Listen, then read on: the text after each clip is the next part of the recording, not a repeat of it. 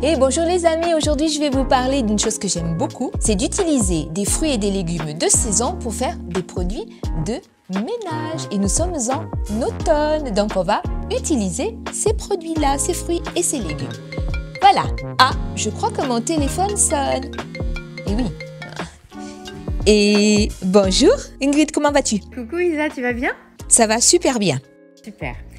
Dis-moi, j'ai envie qu'on sorte un petit peu de l'ordinaire dans cet épisode. Dimanche, on arrive dans la saison de l'automne. J'aimerais bien que tu nous donnes des astuces automnales. Tiens, voilà. Qu'est-ce que tu en penses? Oh, c'est super, c'est une très très bonne idée. En plus, il y a quelques astuces qui seraient pas mal à mon avis. Génial, j'ai hâte de découvrir toutes tes astuces. Bon, écoute, je te fais des gros bisous, d'accord? Bisous, à plus tard. Et en effet, je vais vous montrer plein d'astuces éco-responsables. Pas de déchets du tout, on recycle ce qu'on a. Les amis, avant de commencer, j'ai quand même une petite information à vous donner. Si vous voulez devenir comme moi employé de maison, vous cliquez sur le lien en description. Et si vous voulez que quelqu'un vienne chez vous, pareil, vous cliquez sur le lien en description pour obtenir un devis.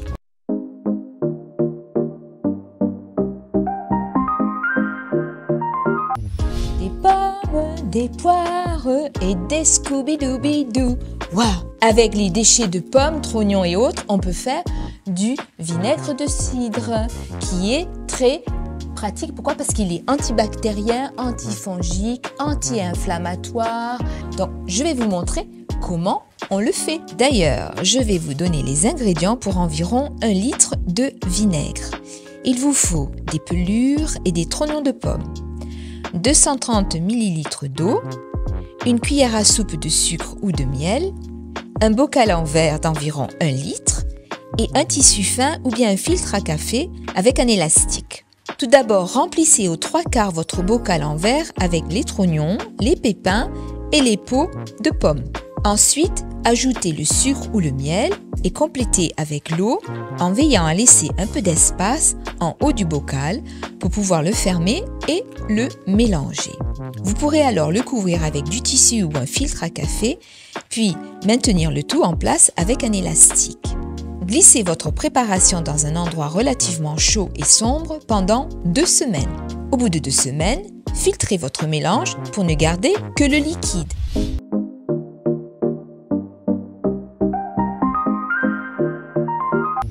Donc ma deuxième astuce, c'est à base de noix. Vous voyez, j'ai déjà préparé donc mes cerneaux de noix et mes coquilles. Ces noix vont m'aider à réparer des rayures qu'il y a par exemple sur une planche en bois comme celle-ci. Elles sont géniales parce que pourquoi? Elles comblent la rayure et du coup, elles vont quasiment disparaître. De préférence, vous voyez là, c'est une planche claire. Mais quand vous le faites sur un meuble qui est foncé, on ne voit pas la différence. Hein, ça comble les rayures. Qui plus est, on recycle tout, on ne jette rien. Elles vont me servir de paillis que je mets autour de mes plantes. Moi, je trouve ça génial.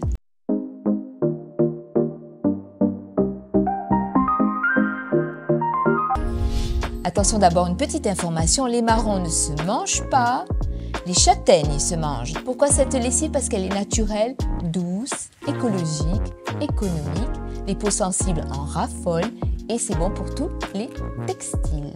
Alors maintenant, nous allons composer ensemble la recette de la lessive au marron.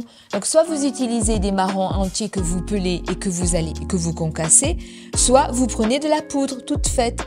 Donc ici, j'ai 60 g de poudre et j'ai 200 ml d'eau chaude.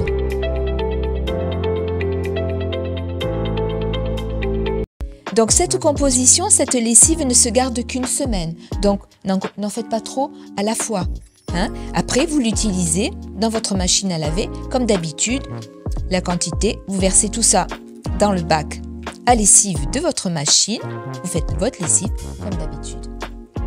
Ça sent bon en plus. Oh là, je ne sais pas jongler. Oh pardon, excusez-moi. Bon ben voilà, la vidéo est terminée. Comme vous l'aurez compris, il faut consommer des produits de saison. de choisir plutôt des alternatives écolo pour votre santé et pour un meilleur environnement. J'espère que ces astuces vous aideront, que si vous voulez devenir comme moi employé de maison, vous n'hésitez pas, vous allez sur le lien en description. Et si vous aussi, vous désirez que l'on passe chez vous et que vous désirez un devis, vous allez aussi sur le lien en description. D'ici là, je vous embrasse tous très fort, portez-vous bien et prenez bien soin de vous. Au revoir!